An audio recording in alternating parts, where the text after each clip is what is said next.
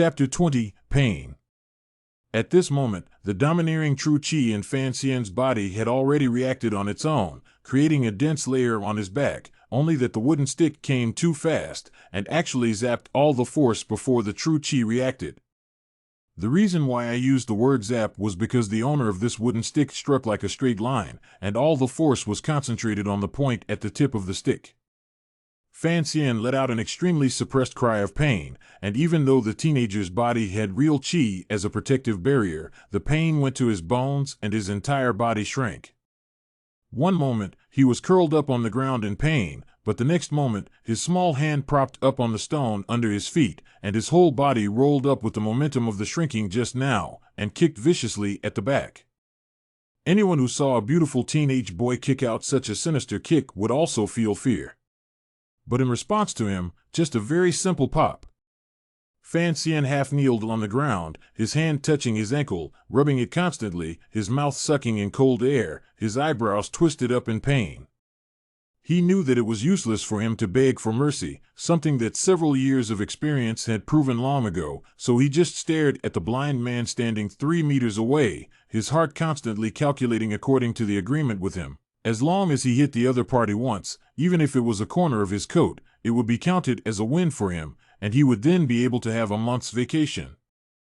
But after being flattened for several years, Fan Xian had never been able to possibly touch the other's body.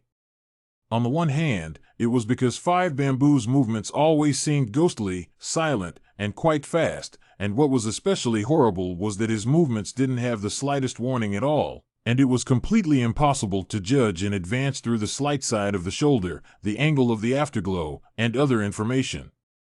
The second aspect was the unobtrusive wooden stick in Wuzhu's hand. Whenever Fan Xian tried everything he could think of and exhausted his true qi with his underhanded maneuvers, and would be about to approach Wuzhu's body, the stick would be like a claw reaching out from a demon of the netherworld, and would strike him hard on his wrists, his ankles, and even on his fingers.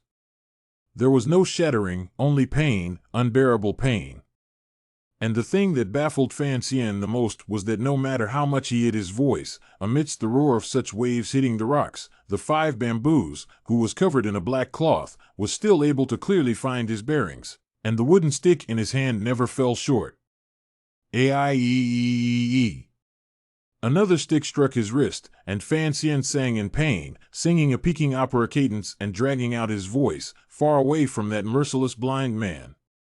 A nameless little yellow flower cowered on the cliff.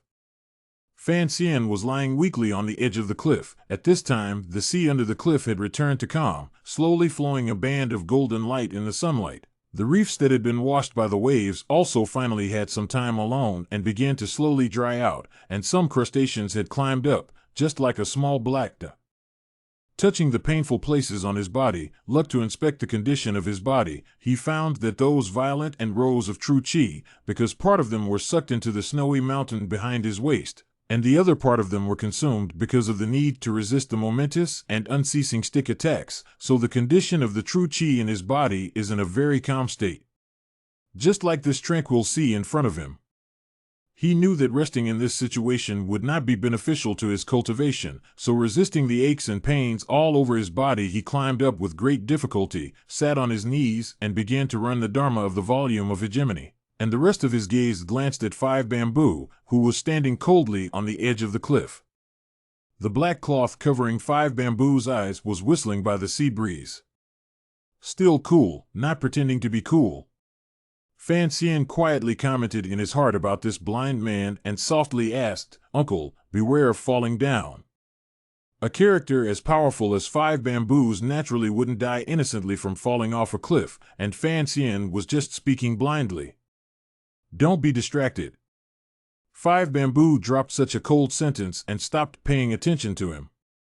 Fan Xian sighed in his heart and began to calm his qi and enter a meditative state. He didn't know how long it had been before he woke up amidst the sea breeze and realized that the sun in the sky had shifted its orientation. While not far from his side, Five Bamboos was still maintaining that stable stance amidst the sea breeze, just like a large flag that would never be cut down. He stood up and realized that his body's condition had indeed recovered in its entirety, with his true chi filling up more and more, and the feeling of impact on his meridians was also much weaker. Although there were still some soreness in his muscles and ankles and wrists, but after returning to the mansion and rubbing them with the medicinal wine he had prepared, he would naturally be fine. In the slightly fishy sea breeze, he walked to the edge of the cliff and stood side by side with 5 bamboo, only much shorter than 5 bamboo. Picking up a stone, he struggled to throw it into the sea. At this time, the true chi in his body was majestic, causing his strength to be far too much greater than the average person even now. The stone flew far away and fell into the sea, only splashing up small splashes that were barely visible to the naked eye. He was somewhat satisfied with his own strength, thinking that even those martial arts masters do not have such a strong arm strength, looking at the magnificent blue waves in front of him, looking at the sky flying freed birds. The chi in his body is pulled by the external realm. The spirit cannot help but be invigorated, open his arms, roared loudly at the sea. This roar was to vent his depression, his longing for that original world, his love for this world, and also the sense of being trapped by the fact that he never had the courage to leave Tanyu. Kyoto, old me is going to come one day. The 5 bamboos acted as if they hadn't heard his yell, still standing quietly. Going to do what? Fanxian froze, realizing that it was the word-shy Uncle 5 Bamboos who had finally opened his mouth to ask himself, and he couldn't help but smile as he replied, naturally, I'm going to see what the world is really like. The world outside is dangerous. 5 Bamboo still didn't turn around and said coldly.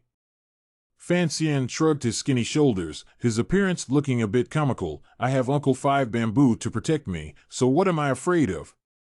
After coming out with Miss, I forgot something. 5 Bamboos' always smooth words suddenly paused, so there are many people in this world who can hurt me, and naturally, they can also hurt you. Uncle is modest. Fanxian smiled sweetly, thinking that in this still unfamiliar world, you are the only strong person he has as a bodyguard, so what if you all want to be a shirker? If I'm by your side in Kyoto, I'll bring you trouble. Fanxian raised his head and looked at the blind 5 Bamboo's face that seemed to be perpetually expressionless, and after thinking about it, somewhat embarrassed, he replied, I will protect you.